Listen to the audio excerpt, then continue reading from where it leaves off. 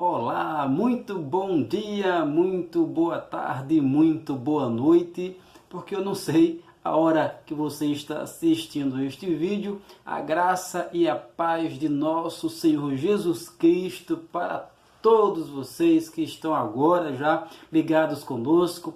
Quem vai estar assistindo esta aula posteriormente, aonde este vídeo chegar, que a graça e a paz de nosso Senhor Jesus Cristo esteja invadindo aí a sua casa, invadindo aí a sua vida e a sua família. Eu espero que esteja bem diante da presença do nosso Deus.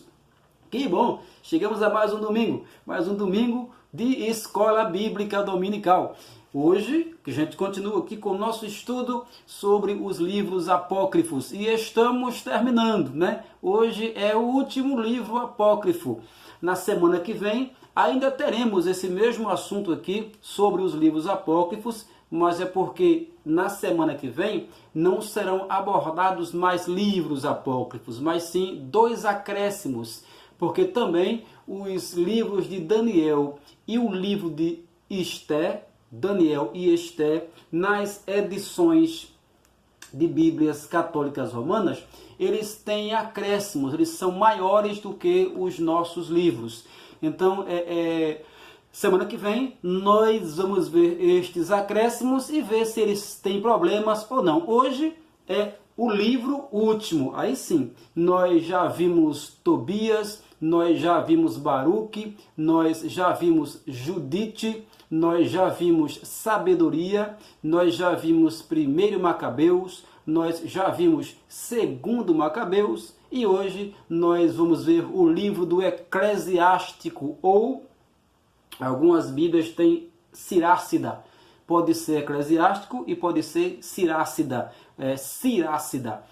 Esses nomes eles podem variar. Na minha edição aqui, por exemplo, está Eclesiástico. Nesta edição aqui, que é a Bíblia de Jerusalém, então nós temos aqui o livro do Eclesiástico. Mas, por exemplo, se você pegar a Bíblia, a tradução ecumênica da Bíblia, você não vai ter Eclesiástico lá, você vai ter Sirácida. Está vendo aqui em cima? Sirácida. Ou seja, a nomenclatura pode variar, tá certo? Então, mas é o mesmo livro. Tanto Sirácida como Eclesiástico, eles são o mesmo livro. Então nós vamos ver hoje alguns problemas que nós encontramos aqui neste livro. Antes vamos orar.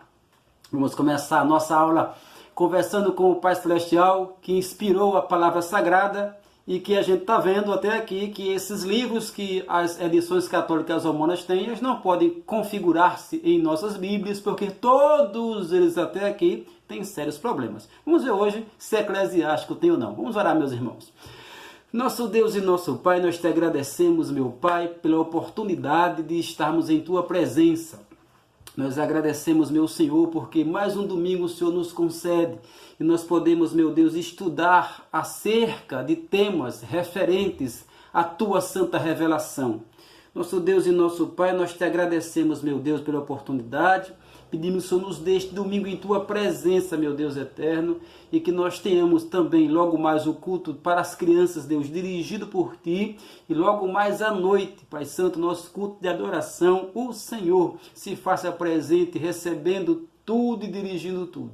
Meu Pai, nos dá saúde e paz. Abençoa cada família que está nos assistindo neste momento, Senhor. Abençoa com saúde, paz, harmonia e tranquilidade nas suas casas, meu Deus. Ó Senhor, em nome de Jesus Cristo, que os teus servos e servas estejam preservados, meu Senhor. Quem estava doente, que esteja recuperado para a glória do teu nome. E se neste momento as minhas palavras estão chegando a alguém enfermo, Pai, cura neste momento em nome do Senhor Jesus Cristo, Pai. Nós pedimos assim em nome de Jesus. Amém. Graças a Deus. Bem, Eclesiástico é o nosso livro, então vamos já começar, né, com os seus probleminhas, porque sim, ele tem probleminhas. A gente começa logo com o começo, parece um pleonasmo desnecessário aí, né, mas não, no começo, no prólogo, na introdução do livro, você vai encontrar já o autor que escreveu, ele já vai dizendo mais ou menos o que é que a gente deve esperar deste livro. Ele escreve assim: apesar de todo o nosso esforço, não conseguimos traduzir bem certas expressões. Isso ele falando, ele continua. Pois as coisas ditas em hebraico neste livro não têm valor quando traduzido em outra língua. Aliás, não somente esta obra, mas também os profetas e outros livros apresentam divergências consideráveis quanto ao conteúdo. Vamos entender isso aqui. O que é que esse autor está dizendo? É o seguinte: o livro, segundo os historiadores católicos romanos, ele foi escrito mais ou menos por volta de 180 a.C. E o livro, quem já leu, sabe, ele se apresenta como sendo a obra de um homem chamado Jesus, filho de Siraque. Por isso que o nome chama-se em algumas bíblias, como mostrei aqui, Sirácida, porque o nome do autor seria Jesus, filho de Siraque. Ele era um escriba, segundo a tradição, e o livro era um escriba de Jerusalém. Isso está aqui logo no prólogo, logo na introdução. Então, o que é que nós temos aqui? Temos a obra desse Jesus, filho de Siraque, que teria escrito este livro em hebraico. Só que aí, o que nós temos nas Bíblias católicas romanas não é o livro original, porque ele não tem o original. Ele seria uma tradução do livro em hebraico feita pelo neto desse Jesus de Siraque. Então, o Eclesiástico que nós temos aqui é a tradução feita pelo neto do Siraque, do livro que o seu avô tinha escrito em hebraico. Por isso que ele diz aqui, olha, se eu traduzir bem, vocês me perdoem aí, eu me esforcei bastante para traduzir da maneira certa, mas pode ser que vocês encontrem aqui alguns deslizes, então vocês me perdoem, porque quando a gente traduz aqui, já perde alguma coisa, enfim. Isso aqui é para mostrar o seguinte: aqui no começo do livro já está se mostrando o seu caráter humano, não caráter divino. Aqui o autor sabe que a obra aqui é uma obra humana, o seu trabalho é um trabalho humano e é passivo de falhas. Ele mesmo diz isso, pode ser que eu tenha cometido erros e tenha traduzido alguma coisa de uma maneira não correta. Entenderam? Continuando. Capítulo 3, verso 1 ao verso 3, está escrito assim: escutai, filhos, os conselhos de vosso pai, e agi de tal maneira para que possais ser salvos. Como assim? Escutar o conselho do pai e aí para ser salvo? Continua. Pois o Senhor glorifica os pais em seus filhos e confirma a autoridade da mãe na sua descendência. Quem honra seu pai expia os pecados. É isso mesmo que você entendeu. Eclesiástico 3, de 1 a 3, está dizendo que quem obedece o pai, os seus pecados são expiados, os seus pecados são perdoados. Meus irmãos, eu estou falando aqui, meu público aqui é crentes no Senhor Jesus Cristo, né? E as pessoas, pelo menos as pessoas aqui da nossa igreja, a primeira igreja congregacional de uma pessoa, são doutrinadas e sabem que a salvação que a Bíblia prega para nós não tem outro caminho, não tem uma outra porta que não seja a morte sacrificial de nosso Senhor Jesus Cristo. Então nada do que nós façamos, nenhuma boa obra, bom comportamento, obediência a pai e mãe, nada pode perdoar os nossos pecados. Em Atos capítulo 4, verso 11 e verso 12, Atos capítulo 4, verso 11 e verso 12, o apóstolo Pedro diz que não existe nenhum nome pelo qual nós deveremos ser salvos, a não ser o nome de nosso Senhor Jesus Cristo, a pedra angular, rejeitada pelos incrédulos, mas feita a pedra principal por Deus, a pedra principal para aquele que crer nele e tem ele como seu Salvador. Então, para nós, a rocha é Cristo, a pedra, o alicerce sobre o qual nós estamos sentados é o Senhor Jesus Cristo. Ele é quem nos sustenta e nos dá a salvação. Não é Obedecer ao pai e obedecer à mãe. É errado obedecer pai e mãe? É claro que não. Está nos 10 mandamentos. Honra teu pai e tua mãe. Este é o mandamento com promessa para que haja muitos anos para ti na terra. Agora, ter uma vida boa é uma coisa. Ser salvo em Jesus Cristo é outra coisa. Então, o mandamento de honrar pai e mãe, sim, traz promessa para aquele que faz isso, mas não salva ninguém dos seus pecados, como diz aqui Eclesiástico 3, 1 a 3. Então, primeiro problema. Segundo problema, Eclesiastes 3, 14 e 15. Eclesiástico 3, 14 e 15, diz assim: pois a caridade feita a um pai não será esquecida, e no lugar dos teus pecados, essa caridade valerá como reparação. Ele continua: no dia da tua provação, Deus lembrar-se-á de ti, como a geada ao sol. Assim, os teus pecados serão dissolvidos. Bem, eu pude reparar aqui, mas tem um outro versículo nesse capítulo, que é o versículo 30 do capítulo 3, diz assim: a água apaga a chama, e a esmola expia os pecados. Pronto.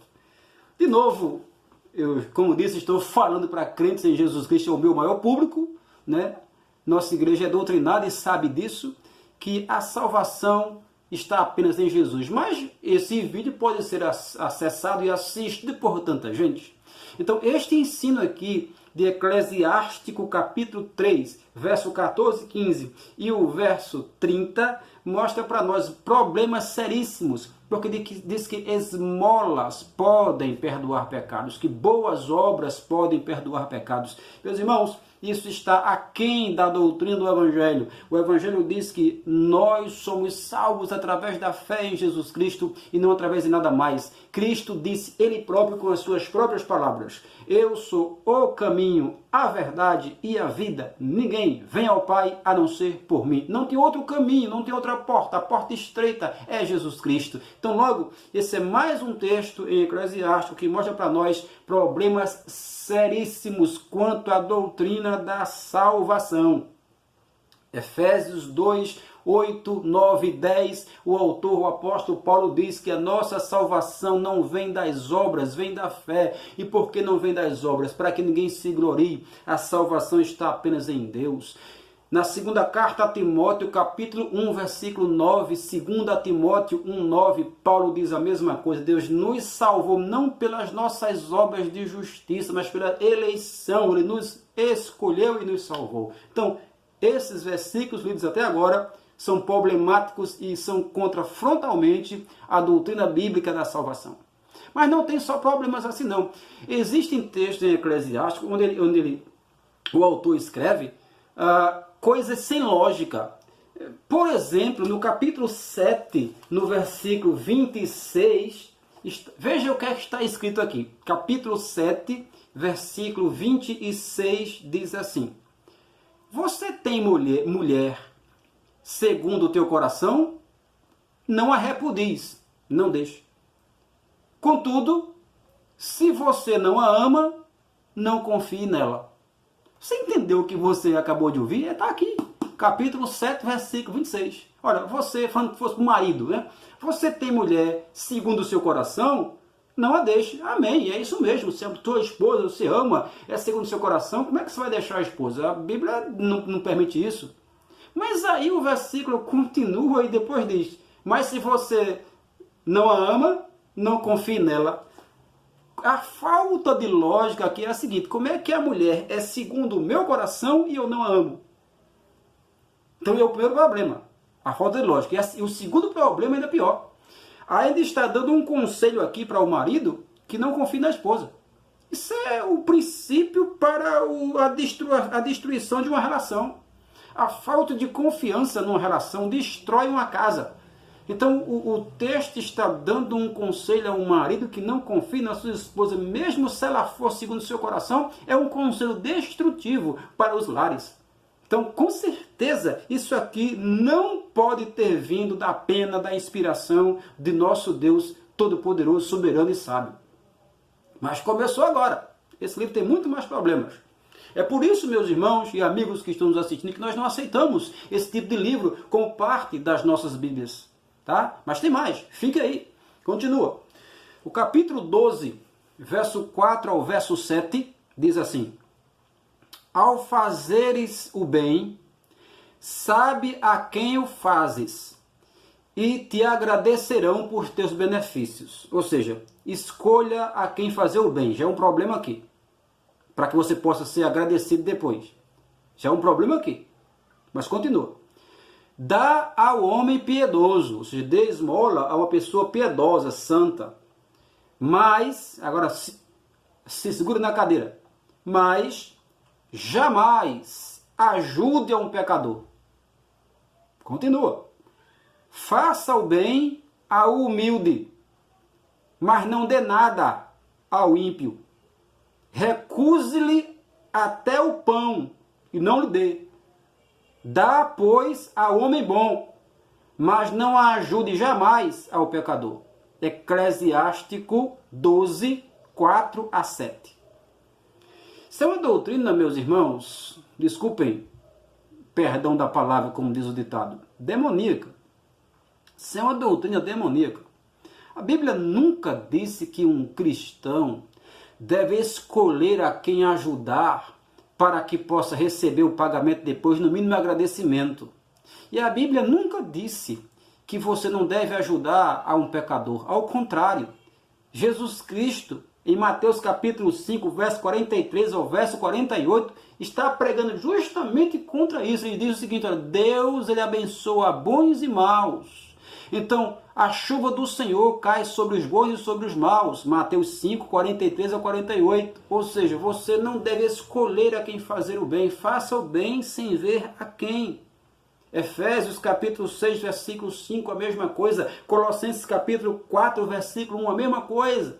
Ou seja, a Bíblia não diz que nós devemos selecionar pessoas para abençoar. Ninguém ama seletivamente, ou se ama ou se não ama, mas ninguém ama seletivamente, meus irmãos. Então esse é um ensino que com certeza não sai da pena do nosso Deus. E você quer ver problema? É o próximo agora. Se você achou que esse é difícil, veja o próximo agora. Principalmente você que tem filhas mulheres. Tá? Você que tem filhas aí, principalmente você. Capítulo 22, versículo 3. Eu acho que o presidente da República parece que leu esse versículo aqui. Você vai entender por quê. Capítulo 22, versículo 3. Diz assim: É uma vergonha ser pai de um filho mal educado, e o nascimento de uma filha significa prejuízo. O nascimento de uma filha significa prejuízo. Você olha para um texto desse e aí você entende às vezes porque é que lá nos países do Oriente, né, as mulheres tantas vezes são tão maltratadas. As filhas mulheres tantas vezes são tão maltratadas por causa de ensinamentos como esses aqui. Não estou dizendo que eles estão lendo isso aqui não. Mas aqui isso aqui faz parte de uma cultura, entende? De desvalorização da mulher. E isso está numa Bíblia, meus irmãos. Aí é que é problema, né? Aí é que nós temos problemas. É um versículo que não tem nem o que comentar. Não é verdade? Quem é cristão que lê uma coisa dessas que não fica indignado? Nascer uma filha mulher é um prejuízo. Bem, vamos passar desse mal para outro mal. Capítulo 46, versículo 20. Capítulo 46, versículo 20. Aqui é problema. Diz assim, eu acabei de ler 22, 3, que diz que uma filha mulher é prejuízo. Agora capítulo 46, versículo 20. Samuel, mesmo depois de morto, profetizou: ainda e anunciou ao rei o seu fim. Do seio da terra elevou a voz, profetizando para apagar a iniquidade do povo. É isso mesmo que você ouviu. Capítulo 46, versículo 20 de Eclesiástico. O autor está dizendo que Samuel profetizou mesmo depois de morto. Aqui, deixa eu fazer aqui um comentário rápido. Aqui é aquela passagem em que Saul foi consultar a feiticeira de Endor e pediu que ela fizesse subir o profeta Samuel. E apareceu lá um espírito, e ela disse que era Samuel, e o rei achou que era, e o espírito falou um monte de coisa, que deu tudo errado. Né? Isso é 1 Samuel 28. E aqui o texto está dizendo que quem apareceu lá foi o profeta Samuel. Isso é outro problema seríssimo. É contrário à doutrina bíblica este versículo aqui, Eclesiástico 46, versículo 20. Por quê? Porque quem lê a passagem, eu já expliquei na igreja, na revista, que nós vamos voltar, quando voltarmos à escola bíblica, aqui estávamos estudando nas quintas-feiras sobre seitas e heresias, quando chegarmos na doutrina espírita, sim, vamos ver como comentar 1 Samuel capítulo 28, quem foi que apareceu ali, tem explicação para tudo, tá certo? Sem problemas, mas aqui rapidamente, o texto está errado ao dizer que quem apareceu ali em 1 Samuel 28 foi o profeta Samuel. Por quê? Simples. Quem já leu o texto sabe que lá a mulher não vê um homem, a mulher vê vários. A palavra hebraica, quando ela diz assim, eu vejo um espírito subindo da terra, veja, subindo da terra, é uma palavra plural. Ela diz que vê espíritos subindo da terra. E aí, Saul pergunta, como é que é? Ela faz uma descrição de um dos que ela vê. E aí Samuel, entendendo, não diz que ele viu, ele não viu nada. Entendendo Saul que era Samuel, e aí então começou a falar. Isso está em 1 Samuel capítulo 28, versículo 14. No versículo 13, ela diz que viu espíritos. 1 Samuel 28, 13. E no versículo 14, Saul entende que era Samuel, e aí começa a falar e fazer perguntas ao espírito, ou aos espíritos que subiu. Ora, a própria Bíblia diz que Saul não foi respondido por Deus. Deus não mandou Samuel e nem ninguém para falar com Saul. Como é que eu sei disso? Primeiro livro das Crônicas, capítulo 10, verso 13 e verso 14. Primeiro Crônicas, capítulo 10, verso 13 e verso 14. Diz assim, assim morreu Saul por causa do seu pecado cometido contra o Senhor. Qual era o pecado? Escute. E por causa da palavra do Senhor que ele não guardou, e porque ele interrogou e consultou uma feiticeira e não ao Senhor, e por isso o Senhor o matou e transferiu o seu reino para Davi, filho de Jessé. Você entendeu aqui? Aqui já dizendo que Saul morreu por causa do pecado que cometeu, indo consultar a feiticeira. Como é que Deus mandou Samuel aparecer para Saul através da feiticeira e condenou Saul por ter consultado a feiticeira? Que Deus é esse? Aqui é a grande prova de que não foi Samuel que apareceu ali e nem Deus estava falando com ela, porque o próprio texto diz, ele consultou a feiticeira e não ao Senhor. Se Samuel aparecesse ali e mandado por Deus para falar com Saul, então era Deus que estava sendo consultado e dando a palavra para Saul. Mas aqui está dizendo, Deus não foi consultado, a feiticeira sim e Deus não. Então logo naquele ambiente, naquele momento, nós não temos a aparição de Samuel. Nós temos a aparição, como já no texto, de espíritos, mas não espíritos mandados por Deus. Então logo, o texto dizendo aqui, o texto de Eclesiástico dizendo que quem apareceu ali foi Samuel, está indo contra diretamente ao próprio texto e está indo contra a doutrina bíblica, que em canto nenhum nós temos dizendo que pessoas morrem e depois voltam para dar mensagens e falar com os vivos. Então logo, meus irmãos, esse aqui sim é mais um dos problemas sérios, mas tem mais problemas sérios. Tome fôlego aí, né? Já mostrei um bocado, mas tem mais. Tome fôlego aí. Capítulo 48. Capítulo 48 de Eclesiástico. versículos 12 e 13. Capítulo 48, versículos 12 e versículo 13. Está escrito assim: tal foi Elias, que foi envolvido num turbilhão, e Eliseu, que era o amigo de Elias, ficou repleto do seu espírito. Durante sua vida, nenhum chefe o pôde abalar, a Eliseu, e ninguém o pôde subjugar. Agora veja o versículo 13. Nada era muito difícil para ele. Até morto, profetizou. É isso mesmo. Nada era difícil para ele. Até morto, profetizou. Ora, aqui nós temos um relato dizendo que Eliseu profetizou depois de morto, mas ninguém sabe onde, ninguém sabe o quê, porque a Bíblia, nem nos apócrifos, nem nos que não são apócrifos, nos livros verdadeiramente inspirados, tem nenhum relato de que Eliseu profetizou para ninguém depois de morto. Então é mais um problema sério aqui. E o segundo, meus irmãos, é mais do mesmo, né? Do que a gente estava comentando há poucos minutos, a questão da consulta de Saul a médium lá de Endor. É mais uma vez o ensino contrário às escrituras sagradas. Mais uma vez o ensinamento errado sendo colocado aqui em Eclesiástico capítulo 48, versículo 12 e o versículo 13. No capítulo 50, verso 15, diz assim: estendia a mão, está contando um ritual, estendia a mão sobre a taça e fazia libação do suco de uva, derramando o suco sobre as bases do altar, como perfume aplacador para o Altíssimo, Rei do Universo.